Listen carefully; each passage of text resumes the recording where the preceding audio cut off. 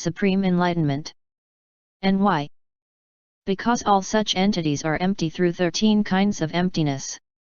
And when he thus considers whereto he will dedicate, what he will dedicate and whereby he will dedicate, then his dedication will be actually effective. Furthermore, he matures beings and acquires a Buddha field. He fulfills the perfection of giving, too.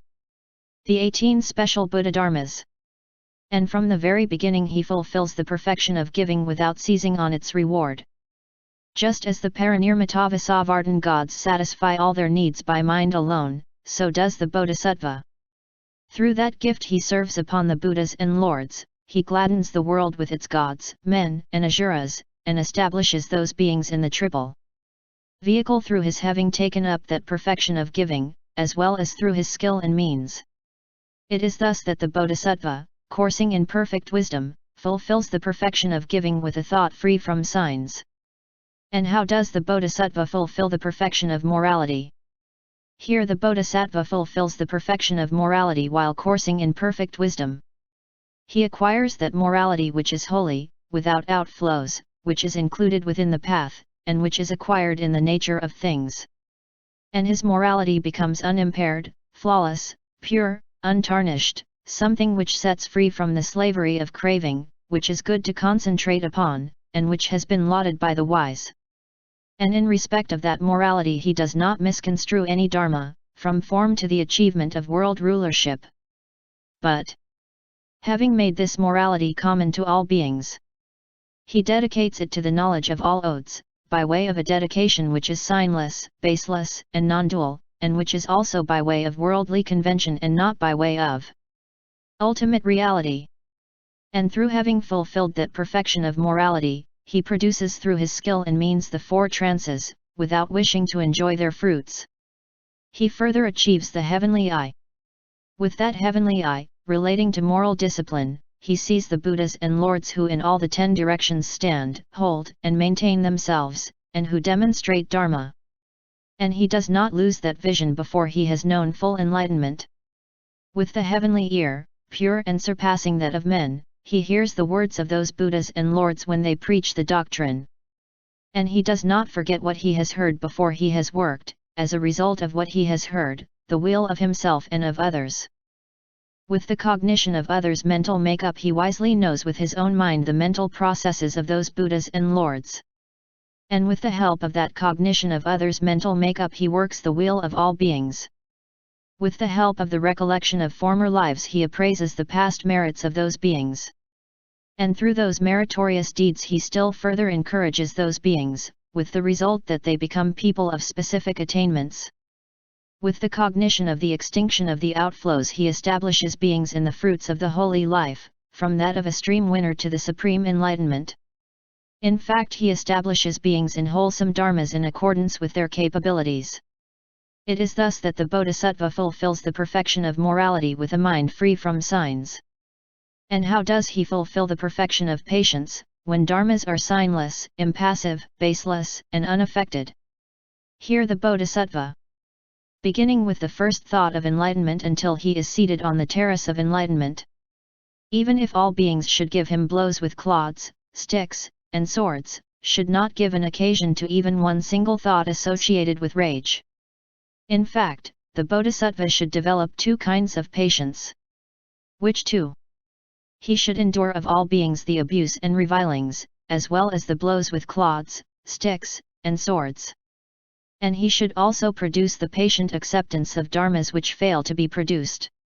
As to the first, the bodhisattva should, when abused or reviled, or when he receives blows with clods, sticks, or swords. And to whom does he give these? He should contemplate the own being of all dharmas and, when he does so, he apprehends not even dharmas, how much less the own being of dharma itself.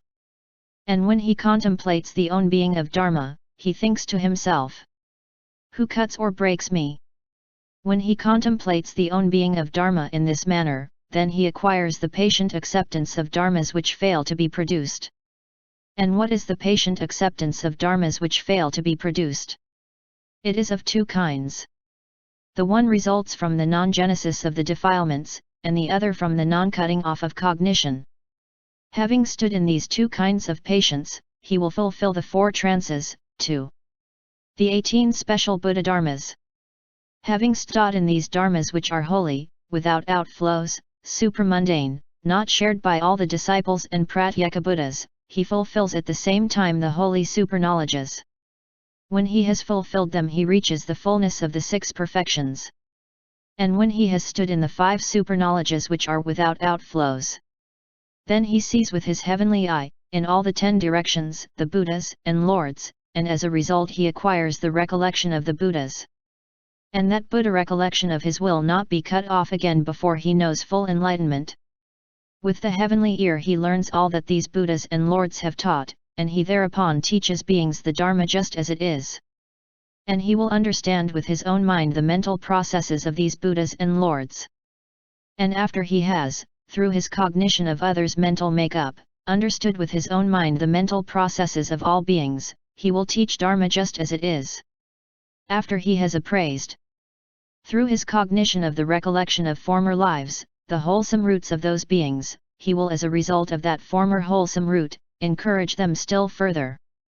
And through his cognition of the extinction of the outflows he will exhort those beings to the triple vehicle, and establish them therein. And that bodhisattva, coursing in perfect wisdom, will, through skill and means, mature beings, purify the Buddha field, and, coursing in the knowledge of all modes, he will, having fulfilled the knowledge of all modes and having won full enlightenment, turn the wheel of Dharma.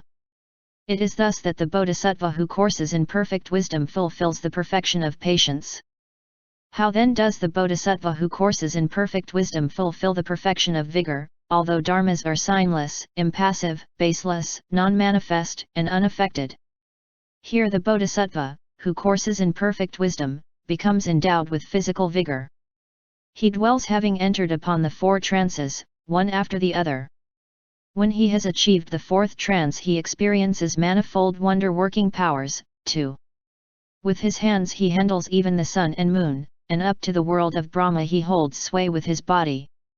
Endowed with this physical vigor he travels, by means of his wonder-working powers, to the many hundreds of thousands of world systems in the 10 directions where the Buddhas and Lords dwell.